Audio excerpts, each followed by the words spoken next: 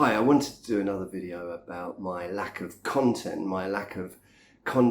posting, and specifically posting content on social media. Now, there are many reasons for this. So one is downright laziness. I've spoken about the reasons I had for taking my foot off the gas with my businesses and posting less, making less content. But I wanted to talk about the social media aspects of it in this video, because I think it's important. I think maybe some of you will understand what I'm talking about and some of you won't. I'd like to get the feedback about it. I'd like to get feedback about all these videos, and if you could tell me what you'd like me to post about, that would also be great. And you can do that in the comments in YouTube or get in contact with me somehow. Some more reasons why I don't post so much content these days.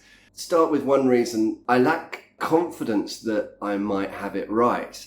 I read a tweet the other day which said something like, entrepreneurs giving advice is a bit like somebody saying, I won the lottery with these lottery numbers. And I thought that was quite clever, in that a lot of entrepreneurial ideas and entrepreneurs, they're very specific. They come from a certain background, they have certain knowledge, and they have certain life experiences, and that causes them to do certain things. And that was the case with me. I came from a print design background, which helped me in funny ways for web design. I also had experience with journalism, copy, marketing. I tried to use that experience and then channel it into content where I would explain how my business was working. So, for example, I used to talk about how I made an email list, how I blogged, how I did YouTube, and this free content channeled my market, channeled my audience into my Udemy sales. And people read this and then they just went on Udemy and put a bunch of courses on Udemy and then contacted me and say, well, why didn't these work? That's one reason, but it's not really the complete reason. I mean, a lot of other people will have no problem in issuing advice about anything, these really complicated issues. And personally, I don't believe me or anyone can give advice to people that specifically. Unfortunately, social media tends to simplify things down, and that's why I thought a lot of my message was going wrong. Maybe it was my fault. People hit upon the income reports and the success on Udemy and then ignored other parts of my content which were more about the grind of putting out free content. And I think that's a problem with social media in general, the way it's evolved over the last 10, 15 years. It's getting more and more simplistic, more and more polarized, really. I still think social media platforms had the effect of simplifying and dumbing down all the messages. So at the end of the day, people weren't really learning anything. They were more inclined to be entering into arguments and polarization. So I disliked that side of it. And up until a few years ago, I just couldn't keep putting out those updates on the more sort of superficial social media platforms, like, oh, I'm in Bangkok, here's a picture of a shopping centre in Bangkok. And I liked it at first. I thought that was interesting, and it was amazing because I could go to a country and I would meet people in that country who vaguely knew me through Udemy or business or whatever, and then that would be amazing. But I just disliked the superficiality of posting your updates. And I just think everyone else has as well.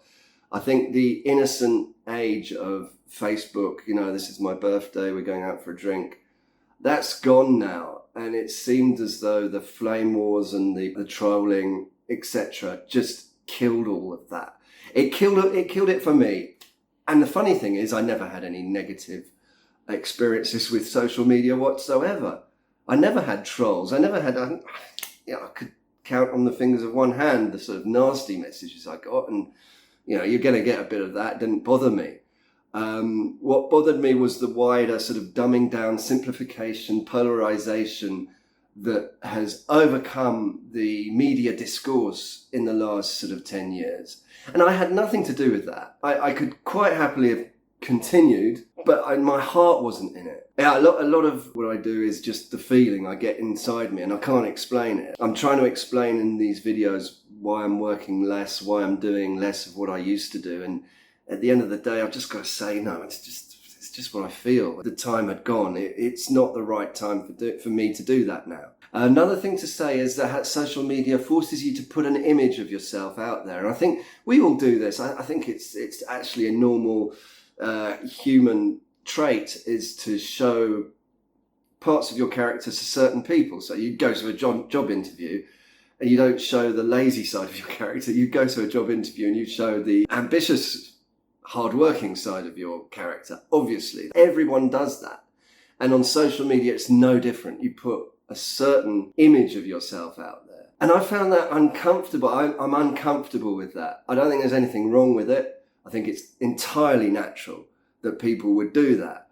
But I just don't like it. It just seems phony to me. I stopped saying, oh, I'm in Bangkok, look at this photo of cats. I just stopped doing that after a while because I just thought it was so dumb. And it kind of made me stop wanting to post updates of my sort of videos as well.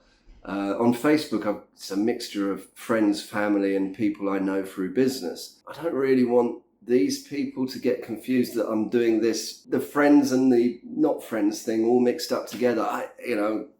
I just didn't like that. I'm not giving you a very good explanation. To conclude all of this, I became uneasy with the simplistic, dumbing down, polarized nature of social media and media communications as they are in the 2020s now. I personally think the noise has increased and it's harder to find good content now than it was 20 years ago. I've said this before, I think Google really messed up, benefiting larger corporations as they did at some point in 2010. Google just made their search results benefit the largest websites, basically. And that kind of killed the lovely kind of domestic mom and pop solo entrepreneur nature of the early web, which I grew my business in.